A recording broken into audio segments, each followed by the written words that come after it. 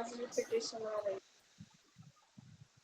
जो अभी इन्होंने पेपर पे बना के भेजा है ना उत्कर्षा जी, वो वाला भेजना है पेज, वो शेयर ओ करना है। वाला भेजना है, ओके ओके। मैंने ग्रुप में भेजा, इधर नहीं स्क्रीन भेजा, ग्रुप में भेजा है मैंने। कोई नहीं, उत्कर्षा जी कर रही हैं, आप रहने दीजिए। हाँ यही वाला, ठीक है। हाँ हाँ हाँ बस ठीक है ठीक है। अब इसमें देखिएगा कि अग्रवाल सर ने इसको बनाया है, जैसे सबसे ऊपर लिखा है पुष्य नक्षत्र, ठीक है ना। उसके बाद लिखा अश्लेषा, मघा, क्रम से वो सारे नक्षत्र लिखते आए हैं। वो पुनर्वसु पे खत्म हो गया, पुष्य के ऊपर पुनर्वसु है, पुनर्वसु लास्ट हो जाएगा, ठीक है ना। तो ये इस तरह से ये जो 9 चीजें हैं ये ऐसे ही रहेंगी, ये फिक्स है। हमें अपना जन्म नक्षत्र सबसे ऊपर लिखना है और उसके बाद आगे क्रम से सभी नक्षत्रों के नाम लिखते जाना है। और उसके हिसाब से हम देखेंगे कि कौन सी तारीख में कौन सा नक्षत्र पड़ रहा है, उस तारीख में हम जो काम कर रहे हैं वो हमारा काम होगा या नहीं होगा। तो अग्रवाल सर आपको कोई काम करना है अभी, आप बताइए, मैं आपको बताऊं कि उस तारीख में वो काम आपका अच्छा रहेगा नहीं रहेगा।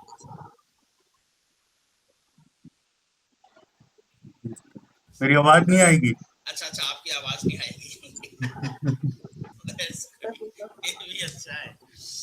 तो मान लीजिए अग्रवाल सर को कोई काम करना है, वो चाहते हैं कि जून में वो कोई काम करें, ठीक है ना। तो हम जून में जाते हैं और मई जून,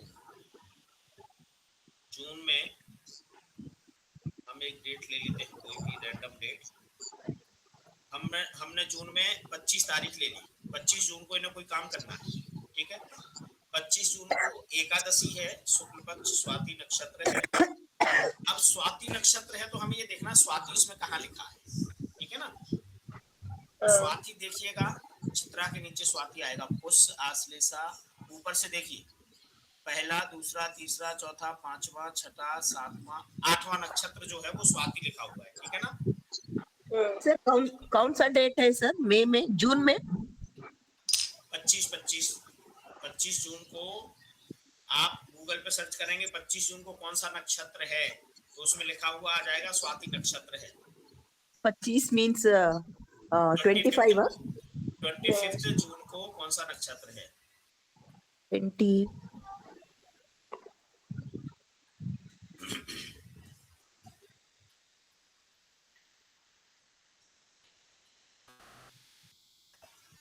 25 जून को स्वाति है। 4:28 तक स्वाति नक्षत्र है, ठीक है ना।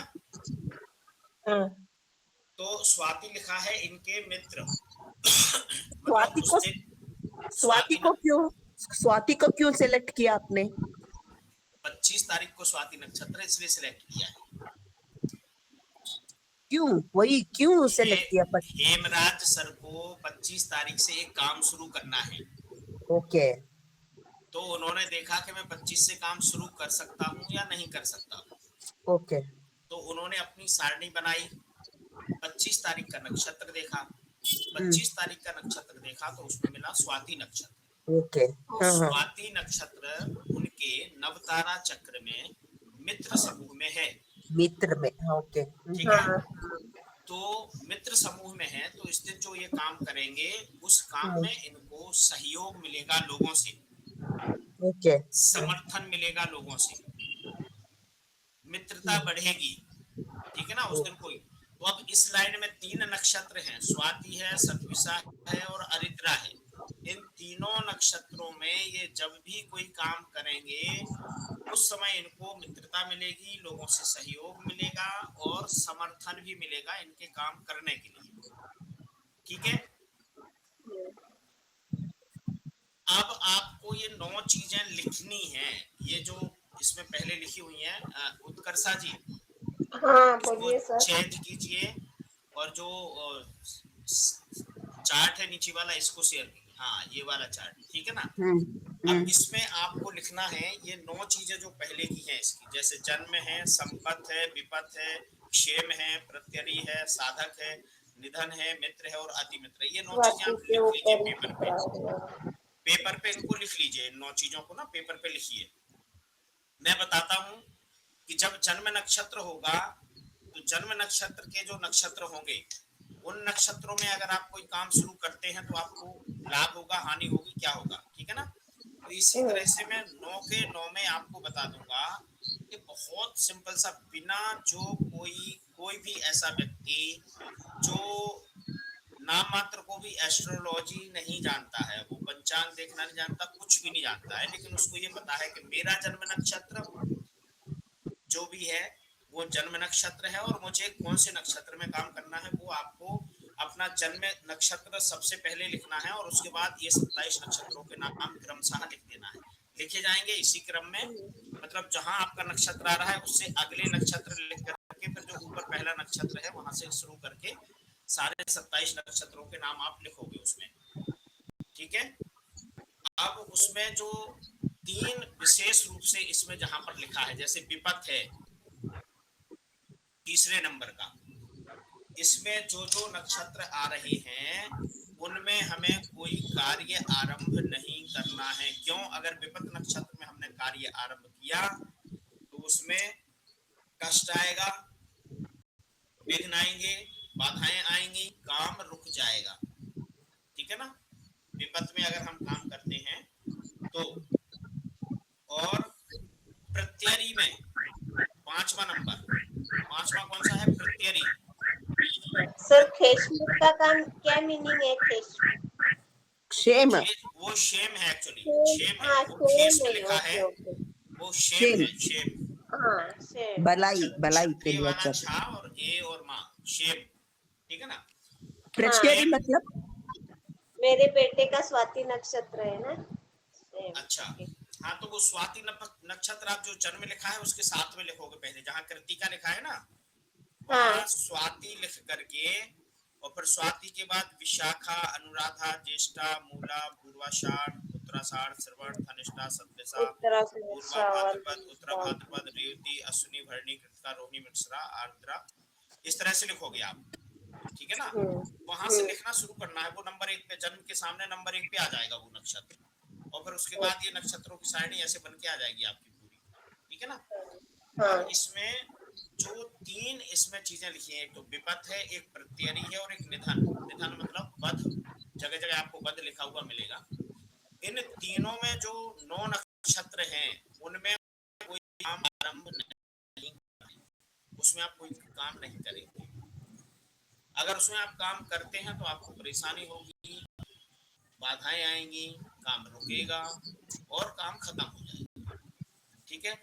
बाकी सभी में जो आप करते हैं उसमें जो भी नक्षत्र रहेंगे उनमें आप काम करेंगे तो वो काम आपको सूट करेगा। आप सर प्रत्यरी का मतलब, प्रत्यरी का क्या बोला आपने? प्रत्यरी जो होता है, प्रत्यरी मतलब अगर प्रत्यरी नक्षत्र में, प्रत्यरी तारा में जो नक्षत्र आएंगे उनमें रोग बढ़ेंगे, शत्रु बढ़ेंगे। शत्रु बढ़ेंगे। हाँ, अगर प्रत्यरी है तो रोग बढ़ेंगे, शत्रु बढ़ेंगे, काम में रुकावट आएगी, ऐसा, हाँ ठीक है ना। जो प्रत्यरी में जो नक्षत्र हैं, अगर उन नक्षत्रों में हम काम शुरू करते हैं तो ये वाली परेशानियां होंगी कि रोग बढ़ेंगे, रुकावट आएगी, ठीक है। और निधन, निधन यूज। हाँ, इसी तरह से निधन या बध, निधन या बध इसको बोलते हैं। इस नक्षत्र में अगर कोई काम कर रहे हैं, स्पेशली आप यात्रा पर जा रहे हैं, कोई कार्य शुरू कर रहे हैं, अग्नि का काम कर रहे हैं, पानी का काम कर रहे हैं, बहुत जरूरी है देख करके करना। इसमें अगर कोई काम करते हैं तो मृत्यु होने की संभावना रहेगी, दुर्घटना घटने की संभावना रहेगी और हानि होने की संभावना रहेगी, या होगी ही ऐसा कह सकते हैं, ठीक है ना, होगी ही ऐसा कह सकते हैं।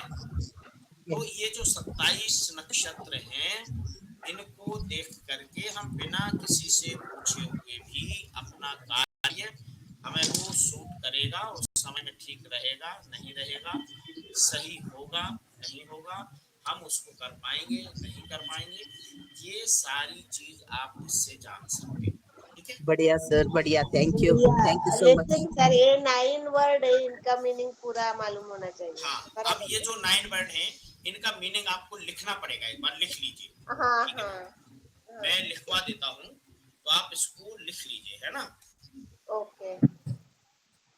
जन्म तारा में जो नक्षत्र होते हैं उन नक्षत्रों में किया गया कार्य जीवन की वृद्धि करता है, आत्म बल को बढ़ाता है और ऊर्जा प्रदान करने वाला होता है। क्या क्या करेगा? जीवन की वृद्धि करेगा, आत्मबल को बढ़ाएगा, मतलब हमारी इंटरनल जो पावर है उसको बढ़ाएगा, और एनर्जी को इंक्रीज करेगा, बढ़ाएगा, एनर्जी को बढ़ाएगा, ठीक है ना।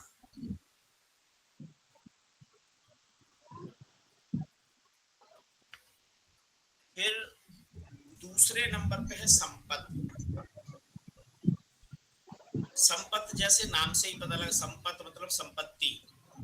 तो इसमें अगर हम कोई काम कर रहे हैं या हमें कोई रिलेटेड काम करना है, ये भी ध्यान रखिएगा, हम कोई काम कर रहे हैं या हमें मनी से रिलेटेड कोई काम करना है, तो हम अगर जो संपत्ति तारा 3 नक्षत्र इसमें जो आएंगे उन नक्षत्रों में काम करेंगे तो हमारे उस काम से हमें धन की आपूर्ति होगी, मतलब धन प्राप्त होगा।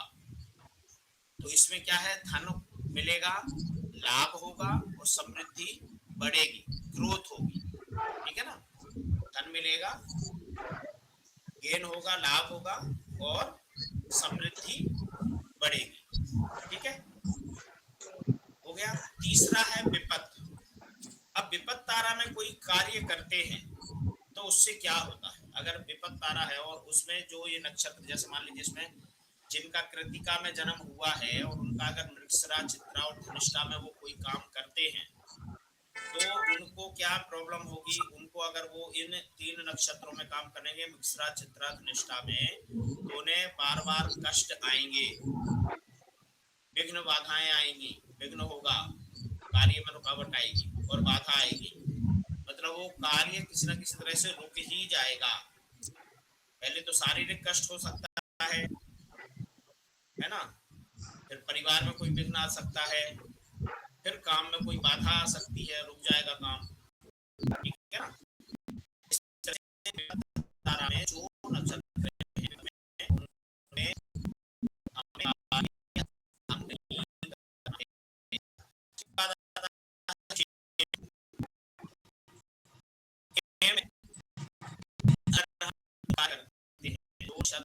क्षेम में आ रहे हैं, उनमें हम कोई कार्य करते हैं तो हमें सुख की प्राप्ति होगी, शांति की प्राप्ति होगी, कल्याण का मार्ग प्रशस्त होगा, कल्याण होगा, ठीक है ना। तो हम कोई धार्मिक आयोजन कर रहे हैं, कोई धार्मिक कार्य कर रहे हैं, कुछ इस तरह का कर रहे हैं, कोई जाप मंत्र का जाप कर रहे हैं, मंत्र कर रहे हैं, कुछ भी कर रहे हैं, तो उसको हमें क्षेम तारा में करना चाहिए, वो ज्यादा हमें लाभदायक होगा।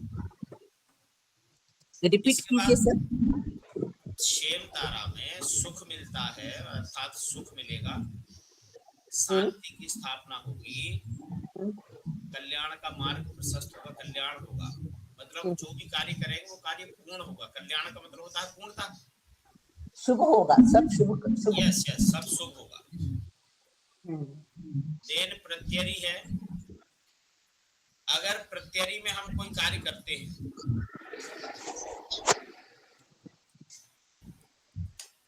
अगर प्रत्यरी में कोई कार्य करते हैं तो इससे रोग बढ़ेंगे,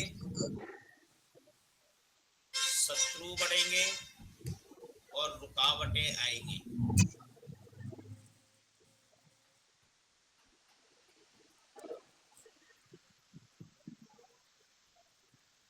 ठीक है ना। तो प्रत्यरी में जो भी नक्षत्र हैं, अगर हम कोई कार्य आरंभ कर रहे हैं तो गलती से उसमें प्रत्यरी वाले नक्षत्र आ रहे हैं तो हमें उसमें कार्य को टालना है, करना नहीं है,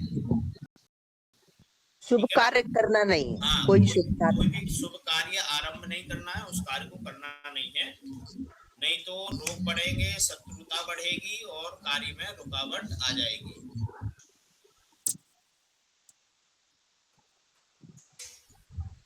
उसके बाद है साधक। अब साधक में जो नक्षत्र है, इन नक्षत्रों में हम कोई भी कार्य कर रहे हैं साधक, जैसा नाम है, साधक को सफलता मिलती है, साधक ग्रोथ प्राप्त करता है अर्थात उन्नति करता है, और साधक कार्य को कंप्लीट करता है अर्थात सिद्धि की प्राप्ति होती है। तो इसमें मंत्र जाप करना है, कोई भी कार्य शुरू करना है, जो काम जल्दी सफल, मतलब जल्दी समापन करना है, जिस कार्य को भी जल्दी भाई पूर्ण हो जाए, जल्दी सफलता प्राप्त हो उसमें, तो वो सारे कार्य हम इसमें कर सकते हैं। ठीक है ना। मंत्र जप से कोई काम करे तो शुरू करना मंत्र जाप करना है, मतलब किसी ने, आपने कहा कि मुझे कोई मंत्र जाप करना है, मुझे कोई रोग है, बीमारी है, या कोई कार्य की सफलता के लिए मुझे कोई मंत्र जाप करना है। तो अगर आप वो मंत्र जाप कर रहे हो, वो मंत्र जाप आपको करना है, तो वो अगर आप साधक में जो नक्षत्र है नक्षत्रों में करोगे तो आपका मंत्र जल्दी सिद्ध हो जाएगा, वो जल्दी काम हो जाएगा। हाँ, है ना। ओके। इसके बाद है बध या निधन, बध या निधन, ठीक है ना। इसमें जो नक्षत्र हैं, हम अपने जीवन के किसी भी कार्य की शुरुआत अगर इन नक्षत्रों में करते हैं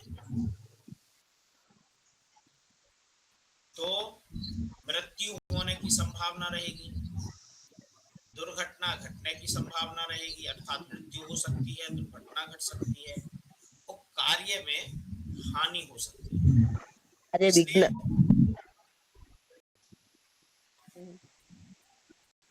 मृत्यु हो सकती है, दुर्घटना घट सकती है, और हानि हो सकती है।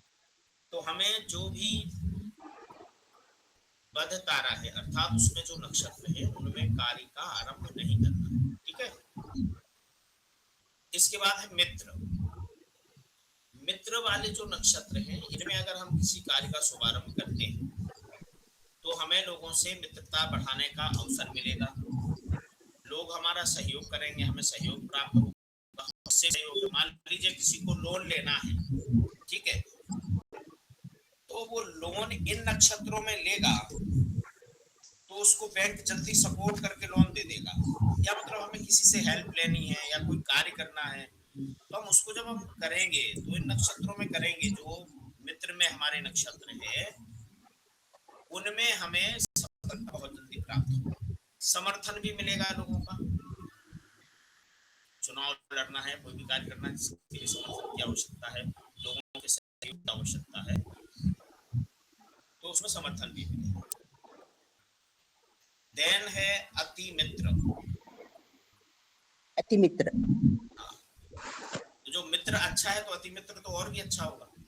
बड़ा मित्र ये, बड़ा मित्र, बड़ा, हाँ बड़ा मित्र, मतलब इसमें तो लाभ ही लाभ होने के चांसेस होंगे। इसमें जो नक्षत्रों, अति मित्र नक्षत्रों में जब हम कार्य करेंगे, कोई भी कार्य करेंगे तो उसमें हानि की संभावना कभी नहीं।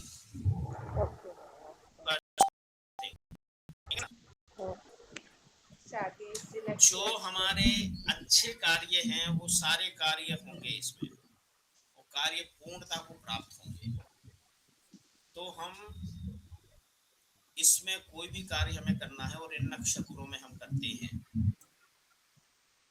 या मान लीजिए हमने कोई डेट डिसाइड की है और उसमें आगे पीछे नक्षत्र हमें कोई शुभ अशुभ मिल रहा है, तो हम उसमें क्या करेंगे कि हमें अगर एक दिन आगे पीछे का है तो उसमें अगर अति मित्र वाले नक्षत्र आ रहे हैं तो हम इसमें ज्यादा काम करने की कोशिश करेंगे ताकि उस कार्य की गारंटी हो जाए सफलता की, वो सफल हो गई हो। ठीक है ना, ये सफलता की गारंटी है। अगर वो कार्य हमने कर लिया है, करना है, तो ये सफलता की गारंटी है। ठीक है ना। वेरी इजी सर, बहुत अच्छी तरह से आपने समझाया। ये बहुत इजी है और ये हर किसी के लिए लाभदायक है, और इसके लिए आपको पूरी एस्ट्रोलॉजी सीखने की आवश्यकता नहीं है, बिना एस्ट्रोलॉजी सीखे भी ये काम आप कर सकते हैं। बढ़िया sir, thank you so much. ठीक है ना। अगर आप लोग एक एक पंचांग रखें अपने पास, कोई सा भी पंचांग खरीद लीजिए, XYZ कोई सा भी पंचांग हो, सब में डेट तिथि वगैरह सब वो वैसे दी होती है, तो मैं एक दिन आपको पंचांग देखना भी सिखा दूंगा। पंचांग को कैसे देखें, पंचांग में क्या क्या चीजें हमारे लिए लाभदायक होती हैं। हाँ, क्या इम्पोर्टेंट है वो इजी तरह से अभी यस यस यस एवरीथिंग क्या